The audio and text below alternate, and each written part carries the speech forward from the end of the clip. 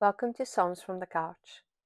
Today we're sitting with Psalm 34, a psalm born out of trouble, fear, and unexpected rescue. David writes not from a place of comfort or polished triumph, but from the other side of desperation, looking back at what God did when everything felt exposed, undignified, and uncertain. He had escaped danger through means that were humiliating and desperate, pretending madness to preserve his life. And yet, even there, in that moment he would hardly have chosen, God was at work. This psalm is the testimony of someone who has seen God redeem the darkest moments and turn panic into praise. It carries the quiet astonishment of a man who realized that the place he feared would define him in shame became the place where God proved himself faithful. Psalm 34 invites us to believe that our own fear, shame, and trembling places are not disqualifications for God's nearness, but often the very ground where He meets us. It reminds us that the moments we would rather erase can become the soil where our most radiant worship grows.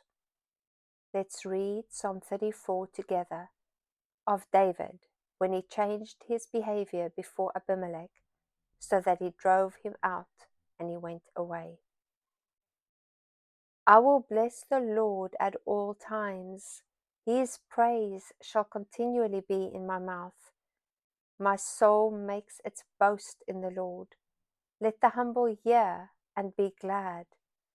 O magnify the Lord with me, and let us exalt his name together. I sought the Lord, and he answered me and delivered me from all my fears. Those who look to him are radiant, and their faces shall never be ashamed.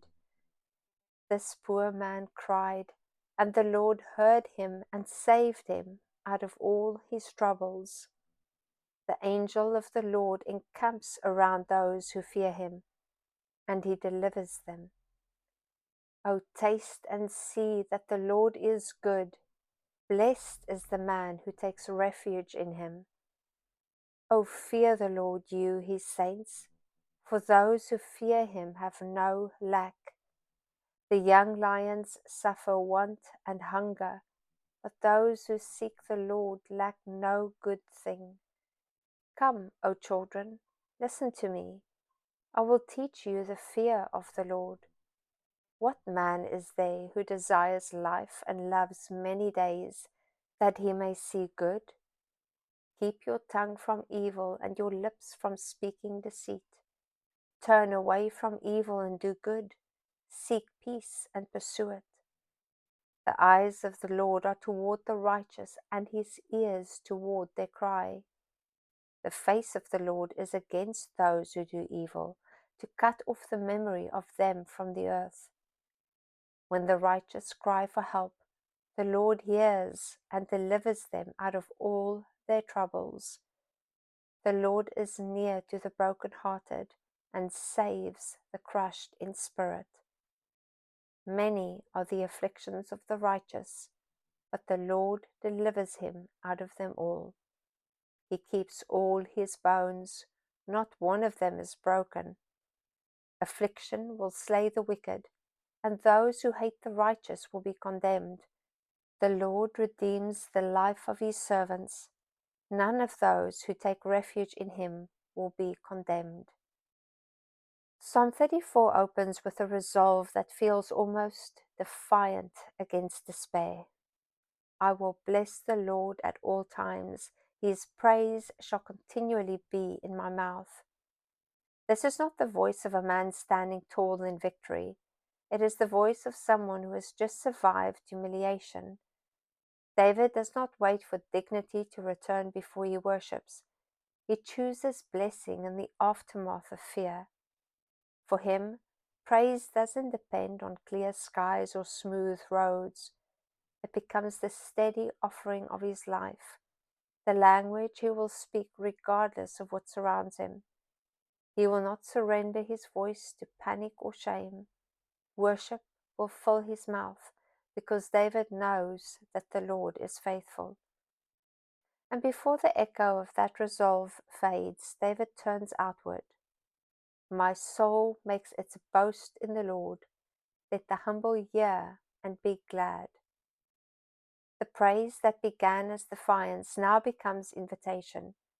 David will boast, but not in clever escape or survival instinct. His rescue will not become a story about his ingenuity. It will become a story about the Lord.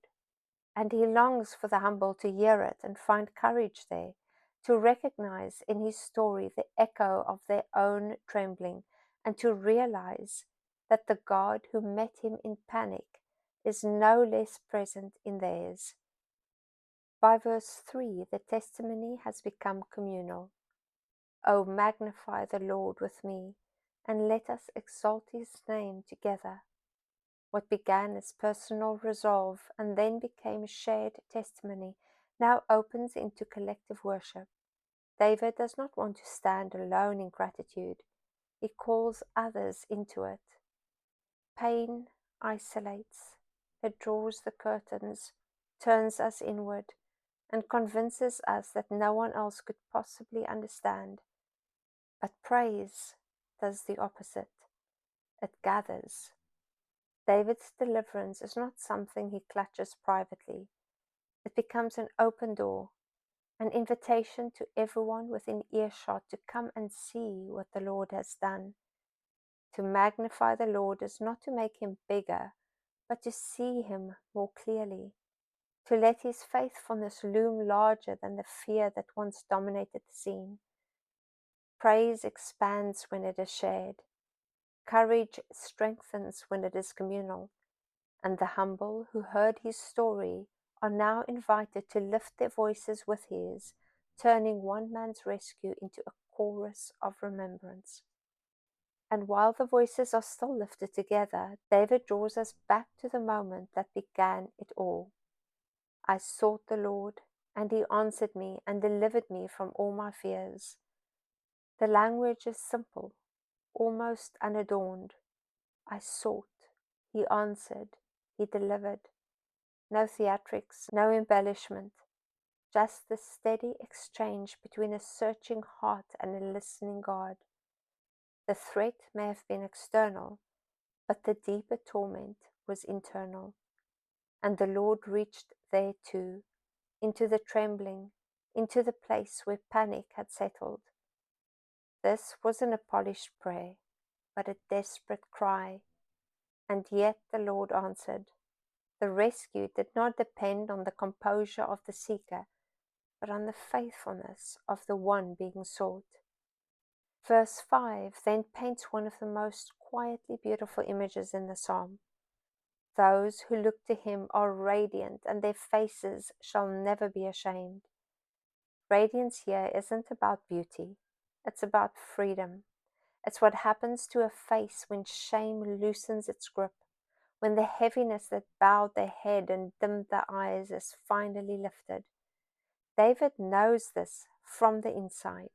He had just walked through humiliation, and yet here he stands, face raised, light returning.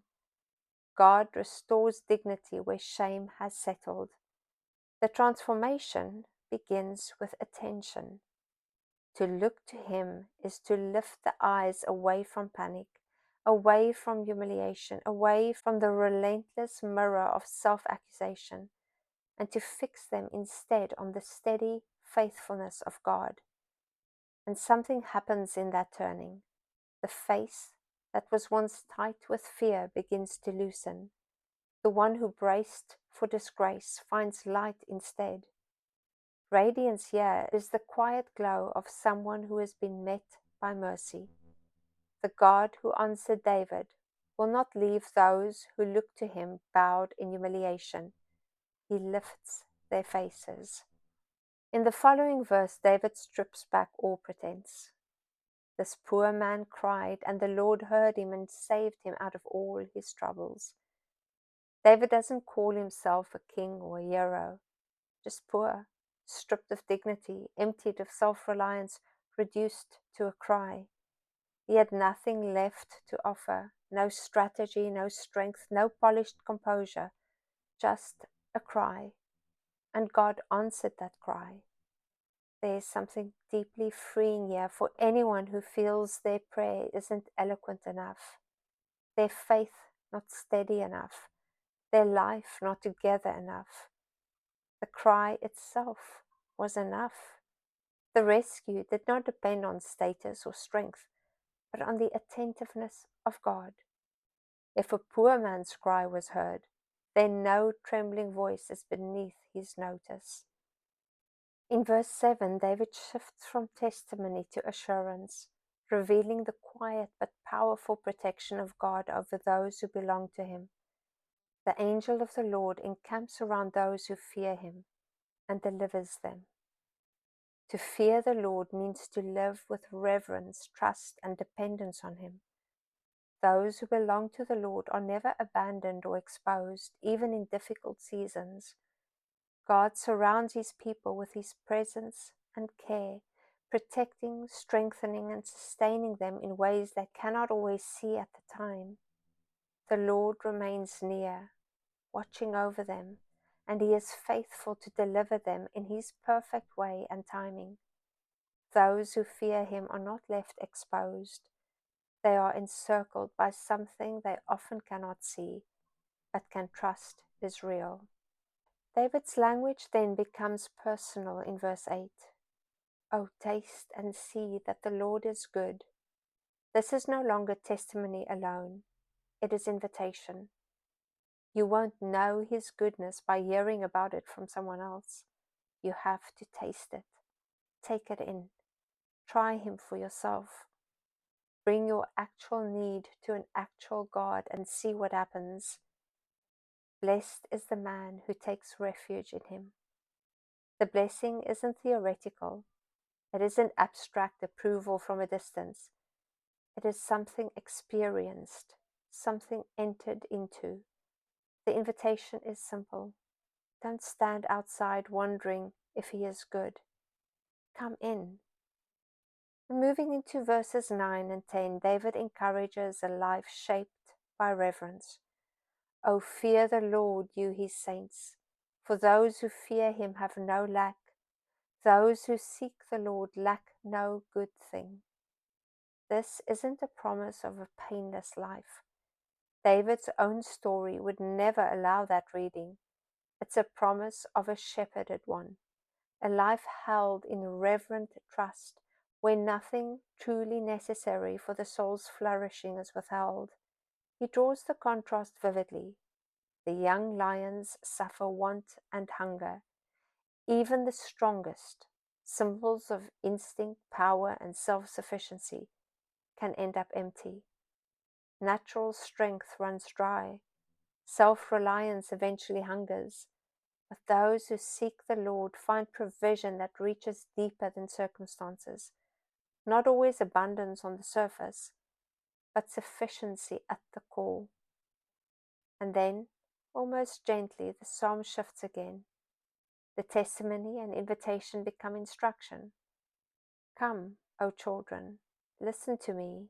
I will teach you the fear of the Lord.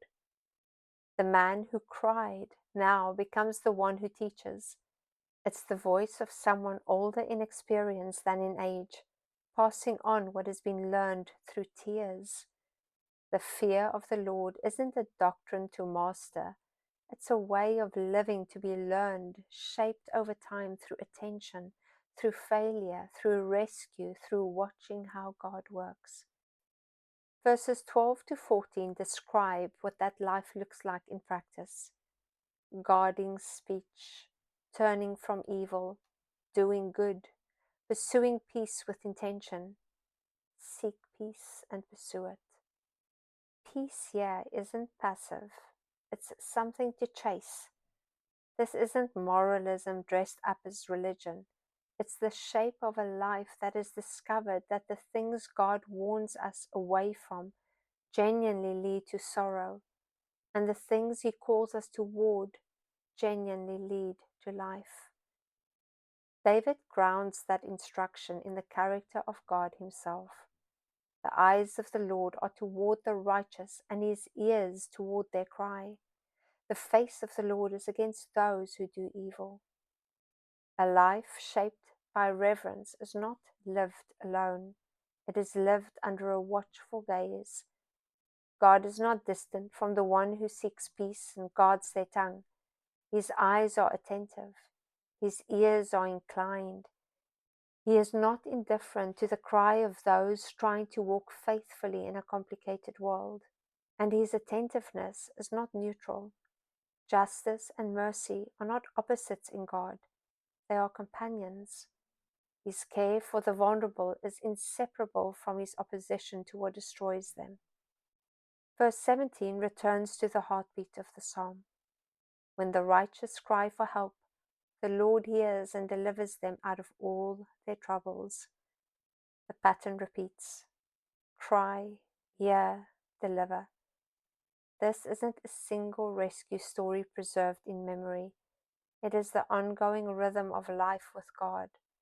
The righteous are not spared trouble. They are heard in it. And being heard by God is never passive. His hearing moves towards action. The Lord is near to the brokenhearted and saves the crushed in spirit.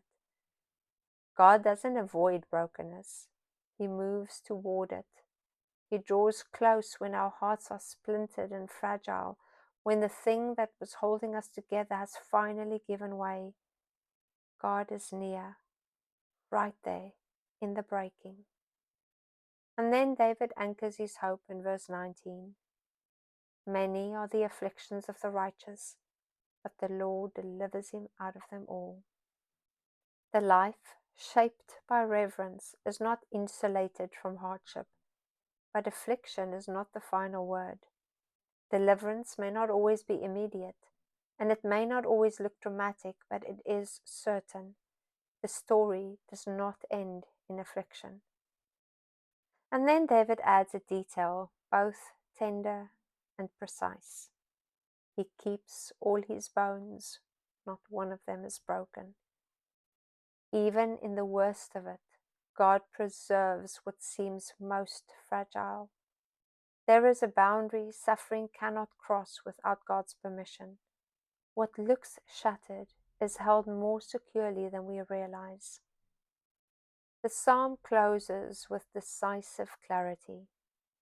Affliction will slay the wicked. The Lord redeems the life of his servants. None of those who take refuge in him will be condemned. Evil does not endure forever, but refuge does. Redeems, not merely rescues in the moment, but restores at the root. And none who run to him will be left exposed in the end. The psalm that began with defiant praise ends with settled security. The one who cried has been heard. The one who trembled has been surrounded. The one who hid has found refuge. And the invitation remains open. Take refuge here. No one who does will be put to shame. Psalm 34 invites us to bring our fears, our shame, our desperation, and our trembling places to God, not hiding them, not sanitizing them, not waiting until they look more presentable, but placing them into his hands exactly as they are. It teaches us that God meets the humble, hears the broken, surrounds the fearful, restores the ashamed. This psalm reminds us that deliverance is not always dramatic. Sometimes it is simply the quiet lifting of a face that has forgotten how to hope. The one who cried is heard. The one who trembled is encircled.